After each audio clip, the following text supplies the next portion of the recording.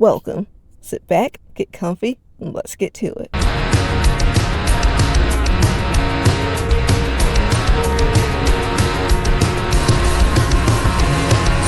Sit at My Grave, Season 5, Ugly, Chapter 5.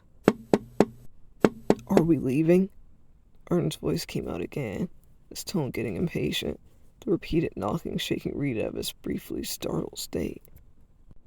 Ooh, I guess the baby is still sleepy. So cranky. Reed jeered again. He unlocked and opened his door. Arden stepped back just enough to let him out. Let's hit it, Reed agreed, shutting the door behind him. He took a drag from his cigarette, blowing it out to his side. Arden began walking down the street, causing Reed to arch an eyebrow. So, when did you decide to get up and come look for me? Did you get scared sitting in the dark house all alone? Reed questioned, pushing at Arden. The two had got side by side, walking under the broken street lights, shoes hitting the wet road from the storm, quickly leaving Reed's car where it was. Yeah, sure. I missed you so deeply, Arden replied back, rolling his eyes. Yeah. Does that mean Mom didn't get back yet? Reed questioned. He brushed him off as he glanced around the area while they walked. Questioned if they were really alone out there. Busted out windows and trash that appeared older than them. Confirmed they were. Still out, Arden replied. It's late. What could she be doing? Reed questioned again. Like I'd know, Arden spoke. He moved past another cracked street sign. He opened his mouth to mock the way he said it. Paused, flicking a cigarette to the ground. How'd you get here then? Reed asked, frowning. I know you can't drive, and if you did drive a car here, there's no way I'm getting in with you. I'm not that desperate. Reed chuckled. Yeah, I stole a car and drove down to get you. Obviously I called for help. Arden snarked back, turning a corner on the curb they'd been following. Sucky help. You have to walk and leave my ride behind? Should have hired a service to haul my car, Reed complained before snickering. He grabbed Arden's shoulder, shaking him a bit. Oh wait, that required you not being broke, he mocked him. Big talk for someone at my mercy, Arden joked back. Ooh, great powerful Artie, I'm so scared. Let's not forget who's bigger, Reed laughed. He continued to stride beside Arden, going on and off the curb, swinging his arms as he spoke.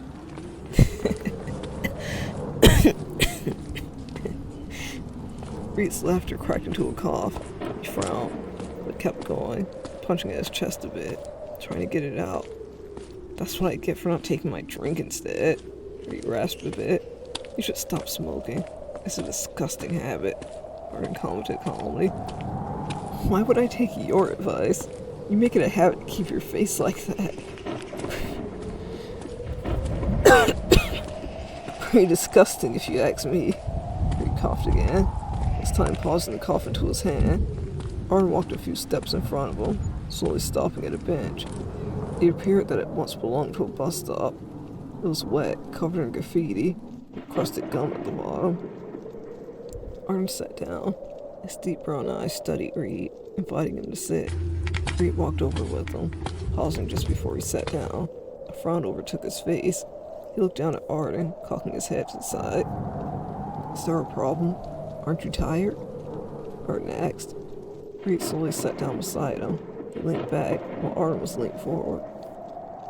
So what? Did you tell Gallon or whoever to meet us here? Reed advanced, ignoring his thoughts. Can we talk?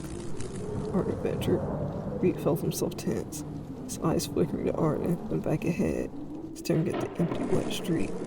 The light they paused under, creating a gentle orange hue, cradling them both from the deep murkiness the outstretched night provided.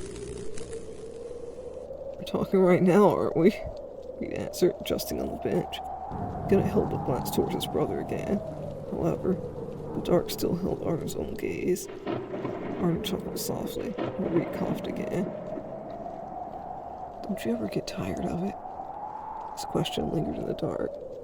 Being stranded? Yeah. I called my brother for help, but no, just wants to sit in the dark. Reed mocked him.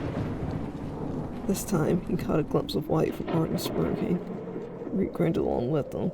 It faded gently, seeing Arden's face, though. The edge of his smirk quirked up further than comfortable. You have a line for everything, don't you? When we run out, what's left after her quips? Arden's voice was steady. The curious, sweet tone was laced. This time, Reed stole another glance. Arden was looking right back at him, sitting up straight. A polite smile stretched across his face, but wouldn't match his eyes. Thunder rumbled around him, and Reed found his eyes locking into Arden's. The pull felt like a gentle tightness. Looking away sent a cold shudder straight to his stomach.